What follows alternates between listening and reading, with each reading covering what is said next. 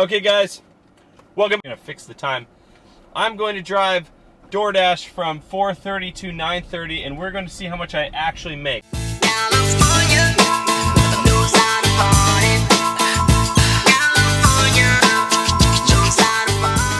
So we got our first pickup just on the other side of the freeway here.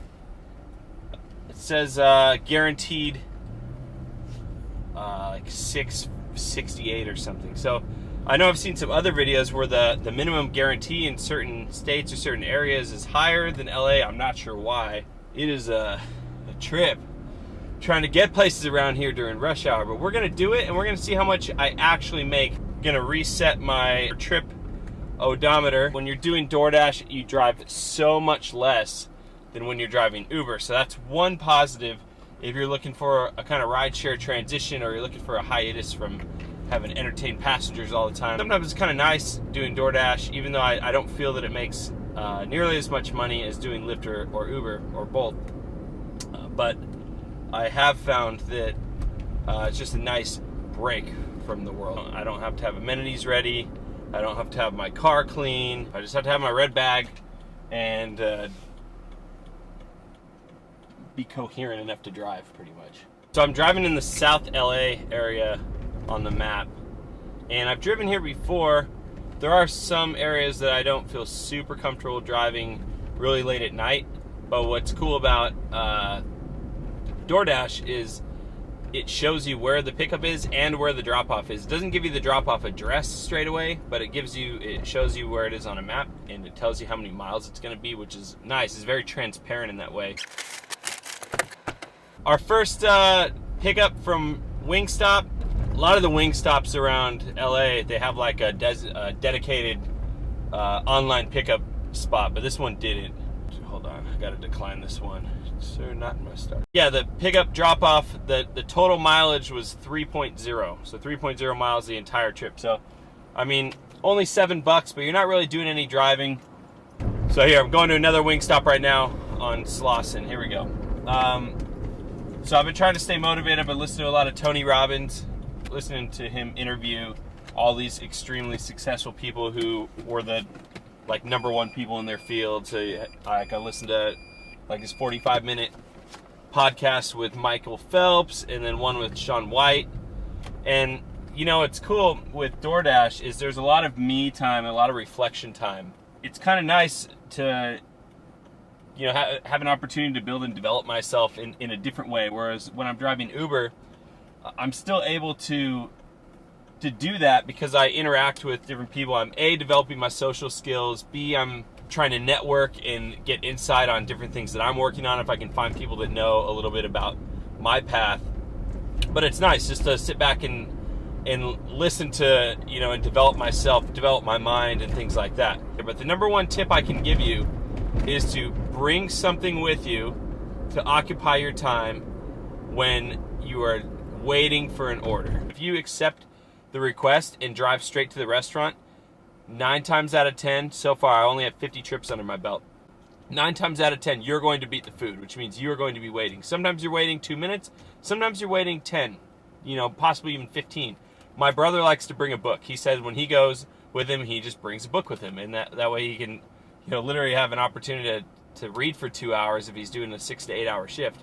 To me, I've just been putting my headphones in, listening to podcasts on my way in. While I'm waiting there in my car, I just throw it back on, and I'm able to develop myself that way. There's really no good reason to not do something to develop yourself mentally when you have so much excess time. Like, there's not a time to just sit on Instagram and like stuff and troll through Facebook. Like, do something positive with your time. We got a DoorDash pool going on. We got 2 pickups at Wingstop. So it said that the second order was only plus $4, which I thought was kind of lame, because I guess if it's bunched in the pool, then you don't get as much for it since it's at the same restaurant. I only have to make one stop. Because it was kind of far, I'll be able to score both of them at the same time, that they'll actually be ready when I pick them up rather than me waiting.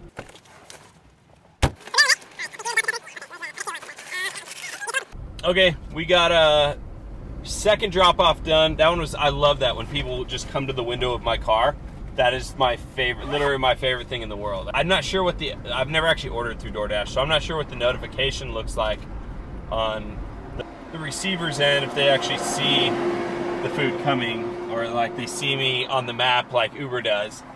Maybe somebody could drop that in the comments for me. 2 down, it's 5:30.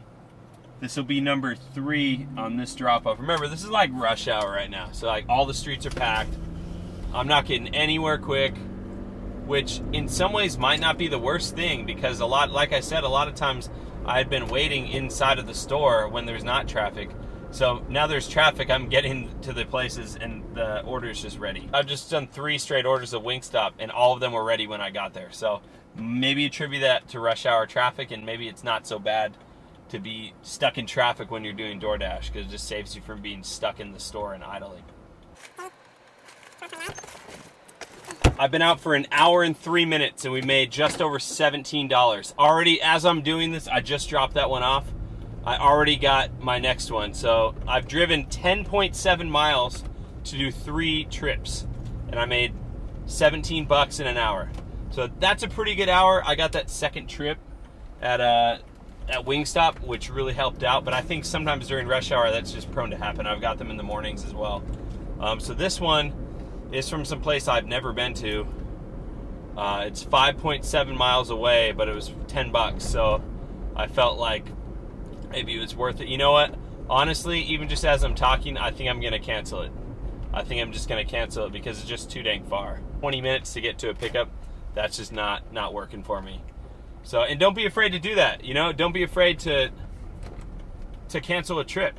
Look, already got another one. Like 2 seconds later, already got another trip. So, and this one is, instead of 20 minutes, this one's 8 minutes. It's only been like 3 minutes since I got that order at Tam's Burger, and they just sent me a text telling me it was ready. So I've only had that one other time, so this is the second time now where I didn't beat the order there. And they sent me an alert to let me know that, hey, it's already ready for you to go. So I still got 5 minutes to go, and I'm gonna walk in there and grab it and walk out. I got this 4-pack from Tam's. Gosh dang, I tell you what, it's really hard to keep 4 drinks upright while you're driving through the streets of LA. That is for sure. I mean, I do have 2 cup holders and 2 cup holders here. I guess I could just use all my cup holders. I've kind of thought of that before. I don't know why I was spacing out. And they got a barbecue going on. No one's gonna help me. Like, no one, like, don't bother coming to get this. I mean, you're watching this in real time. We'll see how long until I get another order. I've driven 13.7 miles and I've done 4 trips. I'd say that's pretty solid. I got one and I declined it, and then I got another one straight after. I was like, oh, frick, I can't just decline every ride. So I'm gonna take this one. This scab, I tell you what though, there are just people everywhere. It is so hard to drive the streets because people do this and they just park in the street and they're just like, what are you gonna do about it? It seems like you're the one with the problem, not me. I'm parked, you're not, so it looks like you're the one with the problem. Off to Chipotle. It says order is already paid for, go straight to the register for pickup. If they do not have the order, the app says place in person. Only then should you order in line. Well, the last time when my wife went, she did. She had to order in line, so there's that. All right, just finished drop number 5. How much money have we made? Around 30, a little over $30. Remember, that's not factoring in the bonuses that we're absolutely going to get. I will not get the 200 trip $500 bonus from splitting that with my brother, as well as the 100 that I'm going to get from doing it myself. So I'm not getting that. I'm getting $3 extra a trip. I've done 5 trips right now. So really I've made about $46 in 2 hours. So I waited 8 seconds, already had another one to Wingstop. This is a Wingstop I went to earlier already. It's only, it said like $6.61, which is not that great. That's 6 drop-offs now. Unfortunately, I think I'm a little bit out of the area trying to get back into my area, because I think that last delivery took me outside of my South LA area. So another tip I got for you guys, just in my limited experience doing this, is never drive to the hot spots. So you got this little flame on the screen. I'm not sure if that's picking up good. And essentially, they suggest driving to places like that because there are a lot of trips in that area. I don't know. I just feel like if you're in LA or any densely populated urban center, that there's just going to be trips. By the time you get over there, you could get a trip going the other way. I think you just finish up, find a place to park, stay put, and if you're in an urban center, you're going to get another trip like pretty dang close. There's no reason to put extra miles on your car hoping that you get a trip because they just keep coming. Okay, you see that? That is the definition of not worth it. It says 16 miles, delivered by 8:23. It is right now. It is 7:32. All right, so basically, what, a 49-minute trip for $9? Not happening. We're just not doing that. Here's another one. The same place in Southgate, 13.2 mile trip for $10, delivered by 8:28. It's just not happening. I'm just not going to drive that much for $10. It's just literally just not worth it.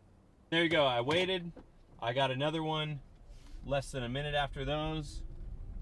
So I got two that were going to send me first one was 16 miles total. The second one was 13 miles total, and then this one was less than 5 miles total. So we just got lit up with another DoorDash pool, I'm gonna call it. Picking up from Chipotle, and it said there's a Panda Express right next to it in Huntington Park, and it wants me to pick up from there, and it's another $6.60 for that order. So pretty much double dipping, stopping at the same place, and I'm a couple minutes away, which means there's a good chance I'm 7 minutes away. There's a good chance they'll both be done by the time I get there, or pretty close to it, so I won't be waiting long. Yes, hello? Hey there, is Rosalba? This is Eric from DoorDash. I think I'm outside the building. I'm just not really sure if you can just meet me like at the street. Yes, you are. Little Red Toyota? Yeah. Oh, perfect. Yeah.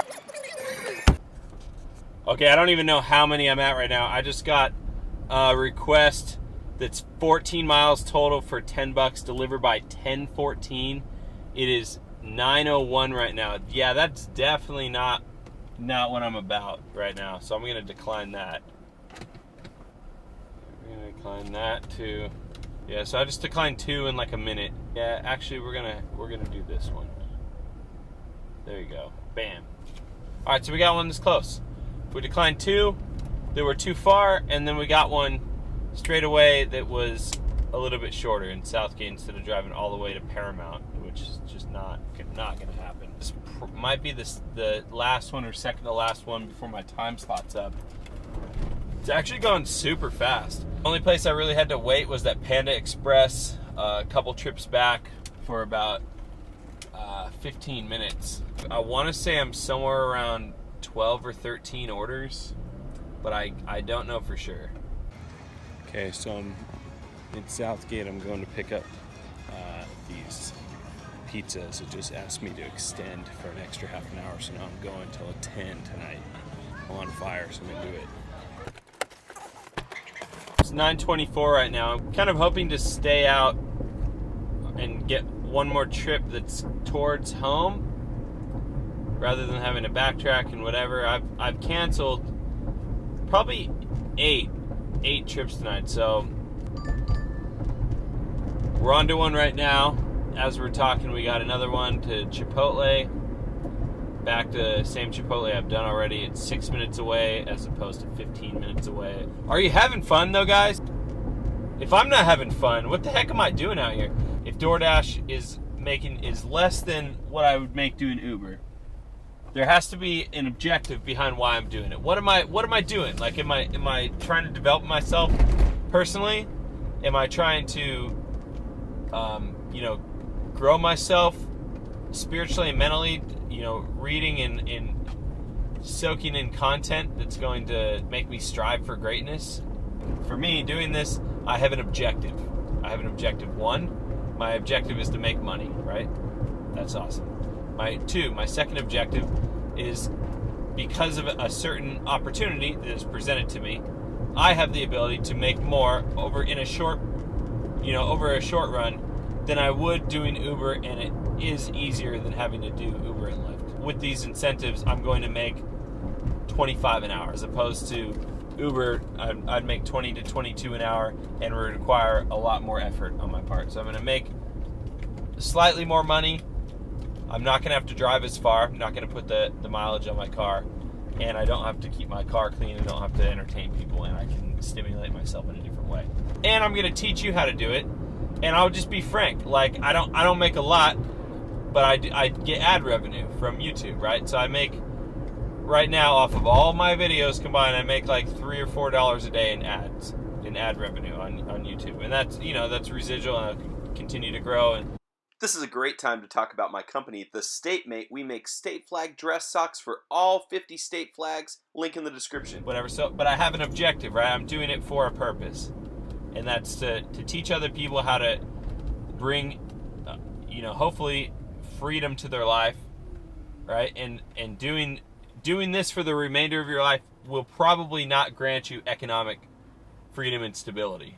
Like being a DoorDash or a rideshare driver for the rest of your life more than likely will not bring you economic stability. But what it will do is give you freedom to work on your passions that have the opportunity to grant you that. And that's really the story of why we're out here doing it. The croissant. There it is. And the straws are inside. Oh, thank you. Have a good night. Hey guys, we're finished. It's 10:07. I started, I believe, at 4:37. So I went for 5.5 hours. I didn't go to the bathroom. I didn't really stop to do anything. So this was pretty much me. For assuming it logged that last delivery, I made $92 in 5.5 hours. 14 deliveries. It's showing 5.6 hours on this, but I didn't enter the area for sure until 4:37. So not too bad. $92. I don't know what that amounts to right now. I'll put the earnings up on the screen. And this is assuming we're not factoring in that I'm for sure making $3 per trip extra than what this is showing. You could say that's 14 times 3, which would be, math struggles right now. It'd be $42 on top of that. So added on to this, it's $134 in 5.5 hours. I would say that's a great use of time. I hope you guys enjoyed this. If you did, give me a like and drop me a line down in the comments. It really helps to promote my channel and my brand. Again, thank you guys so much for watching. God bless you and have a great day.